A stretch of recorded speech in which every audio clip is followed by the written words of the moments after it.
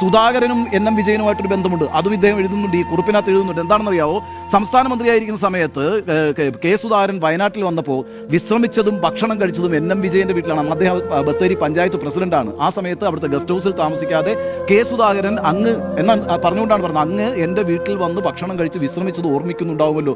ഈ DCC treasurer എന്ന് പറഞ്ഞൊരു ചെറിയ പോസ്റ്റാണ്. ഒരു ജില്ലാ ട്രഷറർ എന്ന് പറയുന്ന ഒരു പാർട്ടിയെ സംബന്ധിച്ചിടത്തോളം അദ്ദേഹത്തിന് അങ്ങനെ മാനസിക അസ്വാസ്ഥ്യം എന്തെങ്കിലും ഉള്ള ആളുകളെ ഇത്തരത്തിലുള്ള പദവികളിൽ കോൺഗ്രസ് പാർട്ടി ഇരുത്തുമോ? അപ്പോൾ അയാളുടെ ജീവിതം വഴിമുട്ടിയ സമയത്ത് എഴുതി വെച്ചിരിക്കുന്ന ഒരു കുറിപ്പാണ്. ആരാണ് അതിൻ്റെ ഉത്തരവാദി?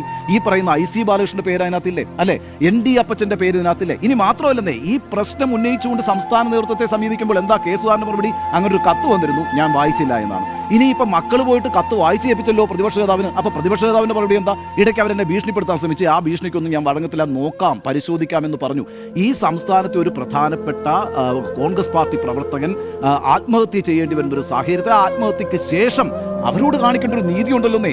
ആ നീതി കാണിച്ചിട്ടില്ലെന്ന് മാത്രമല്ല, അതിനു മുമ്പ് പ്രശ്നം പരിഹരിക്കാമായിരുന്നല്ലോ. അത്ഭുതകരമായിട്ട് കെ സുധാകരൻ്റെ ഒരു പ്രസ്താവന ലജ്ജാകരമാണ്. കാരണം എന്താ അറിയാമോ, അദ്ദേഹം പറയാണ് നേരത്തെ ഇത് അറിയാമായിരുന്നു എന്നുള്ളൊരു തെളിവല്ലേ. IC ബാലകൃഷ്ണൻ വിളിച്ചിട്ട് കെ സുധാകരൻ പറഞ്ഞാൽ എന്താണെന്നറിയാമോ, നിങ്ങളൊക്കെ ഈ ഉണ്ടാക്കിക്കൊണ്ടിരുന്നത് കുഴപ്പമുണ്ടല്ലോ, ഇതെല്ലാവരും കൂടി അങ്ങ് തൂങ്ങും കേട്ടോ എന്ന്. എല്ലാവരും കൂടി തൂങ്ങും, അതുകൊണ്ട് മാന്യമായിട്ട് ഈ പ്രശ്നമൊക്കെ പരിഹരിച്ചോന്ന് ഞാൻ നേരത്തെ IC ബാലകൃഷ്ണനെ വിളിച്ച് മുന്നറിയിപ്പ് നൽകിയെന്ന് പറയുമ്പോൾ ഈ NM വിജയൻ ഉന്നയിച്ചുകൊണ്ടിരിക്കുന്ന ഈ പ്രശ്നം വളരെ കൃത്യമായിട്ട് കെ സുധാകരൻ അറിയാം.